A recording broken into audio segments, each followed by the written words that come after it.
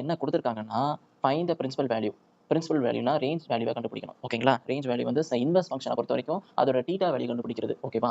இப்போ இந்த கொஸ்டின பார்த்தோனே என்ன தோணுதுன்னா, காம்போசிஷன் ஃபங்ஷன். அதாவது ஒரு ஃபங்ஷனுக்குள்ள இன்னொரு ஃபங்ஷன உள்ளடக்கி, இன்னொரு ஃபங்ஷனுக்குள்ள உள்ளடக்குறது அப்படின்னு உள்ளடக்கி வைக்கிறது தான் காம்போசிஷன் ஃபங்ஷன் சொல்லுவாங்க. காம்போசிஷன் ஃபங்ஷன் வந்து எப்பவும் நம்ம எதுலருந்து ஸ்டார்ட் பண்ணுவோம்னா, ரைட் சைட்லருந்து. அதாவது இங்கிருந்து தான் ஸ்டார்ட் பண்ணுவோம். இந்த பர்ட்டிகுலர் எலிமெண்ட்ல தான் ரைட் சைட்லேருந்து தான் ஸ்டார்ட் பண்ணி, அப்படியே அதோட வேல்யூ ஆன்ஸர் இதில சப்ஸ்டிட்யூட் பண்ணி, அதோட ஆன்ஸர சப்ஸ்டிட்யூட் பண்ணி, லாஸ்ட்டா ஃபைனல் ஆன்ஸர் கொண்டு வரது. ஓகேங்களா? இப்போ இந்த இடத்துல வந்து லாஸ்ட்டா ஃபைனலா குடுக்குற சப்ஸ்டிட்யூஷன் வந்து இன்வெர்ஸ்ல கேட்டிருக்காங்க. அப்போ உங்களுக்கு தீட்டா வேல்யூவா தான் கிடைக்க போகுது. அதாவது ஆங்கிளா தான் கிடைக்க போகுது. இப்போ sine inverse of square root of 3 divided by 2 அதோட ஆங்கிள் இப்போ இது வந்து தீட்டா 1 எடுத்துப்போமா? இதுக்கு வந்து தீட்டா வேல்யூ கிடைக்கும். அதோட ஆன்ஸர் வந்து ஸ்பெசிஃபிக்கா உங்களுக்கு இந்த தீட்டா வேல்யூல இங்க குடுத்தனா, உங்களுக்கு சம் ரேடியன் வேல்யூ அதாவது 5/2 சம்திங் ஏதோ ஒண்ணு கிடைக்கும். அந்த வேல்யூ வந்து எக்ஸ்ன்னு எடுத்துப்போம். எலமெண்ட்டா எடுத்துப்போம். இப்ப அந்த எலமெண்ட்ட தூக்கி நம்ம இதுல குடுத்தோம்னா, அப்போ வந்து உங்களுக்கு வந்து தீட்டா வேல்யூவா கிடைக்கும். தீட்டா 2 வேல்யூவா கிடைக்கும். இதான் உங்களுக்கு ஃபைனல் ஆன்ஸரா கிடைக்கும். இதான் ஐடியாலஜி. ஓகேவா? இப்போ பண்ணலாமா ஃபர்ஸ்ட்டு?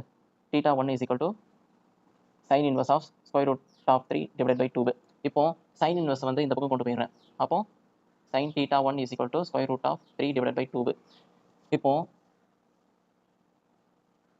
sin அதாவது ரூட் 3 பை 2 எப்போ சைன் வேல்யூ எப்போ எடுக்கும் எந்த டிகிரியில் எடுக்கும் அப்படின்னு பார்த்தோன்னா sin 5 பை 3ல உங்களுக்கு ரூட் 3 பை 2 என்று எடுக்கும். சரிங்களா? அப்போ தீட்டா 1ஓட வேல்யூ என்ன 5 பை 3. அது வந்து 30 டிகிரி வந்து is belongs to 90 degree minus அதாவது மைனஸ் 90க்கும் ப்ளஸ் 90க்கும் உள்ள தான் இருக்குது. So is belongs to the degree. Okay. இப்போ முதல் தீட்டா வேல்யூவோட கண்டுபிடிச்சிட்டோம். அடுத்தது இந்த வேல்யூவை எடுத்து நம்ம இங்கே சப்ஸ்டிட்யூட் பண்ணுவோம். ஓகேவா?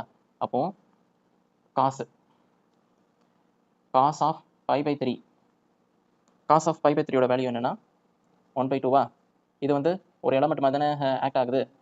இப்போ இதுவும் ஒரு எலமெண்ட் மாதிரி தானே ஆக்ட் ஆகுது. இப்போ இந்த எலமெண்ட்டை தூக்கி நம்ம இந்த சைன் இன்வெர்ஸில் உள்ள போட்டோம்னா நமக்கான ஃபைனல் ஆங்கிள் வந்து கிடைச்சிரும். ஓகேவா? சரி பார்க்கலாமா? இப்போ நமக்கு x1 கிடைச்சிருக்கா? இப்போ இந்த x1 நம்ம உள்ள இங்கே சப்ஸ்டிட்யூட் பண்ணோம். என்னன்னா இங்கே சைன் இன்வெர்ஸ் ஆஃப் 1/2ன்னு கிடைக்குமா? அதோட ஆங்கிளை கண்டுபிடிக்கிறோம். அது தீட்டா 2ன்னு எடுத்துக்கிறேன். ஓகேவா? இப்போ சைன் இன்வெர்ஸ் இந்த பக்கம் போச்சுன்னா 1/2 is equal to sine theta 2ன்னு எழுதுவோம். எப்போ வந்து சைன் 1/2 வந்து எப்போ சைன் எடுக்கும்? அதோட ஆங்கிள் என்னவா இருக்கும்? சைன் 5/6னா உங்களுக்கு 1/2ன்னு எடுக்கும். ஸோ உங்களோட தீட்டா வேல்யூ வந்து ஃபைனல் ஆன்சர் சைனை கேன்சல் பண்ணுறேன்னா தீட்டா 2ஓட வேல்யூ வந்து 5/6. இதுதான் உங்கள் ஃபைனல் ஆன்சர். இந்த 5/6 வந்து உங்களோட இன்டர்வலில் லை ஆகுமா? மைனஸ் 90லும் ப்ளஸ் 90லையும் லை ஆகுமா? கண்டிப்பாக லை ஆகும். ஸோ இது கரெக்ட். சரி நெக்ஸ்ட் கொஸ்டின் போகலாமா? இப்போ இந்த கொஸ்டினில் என்ன கேட்டிருக்காங்கன்னா ஃபைண்ட் த டொமைன்.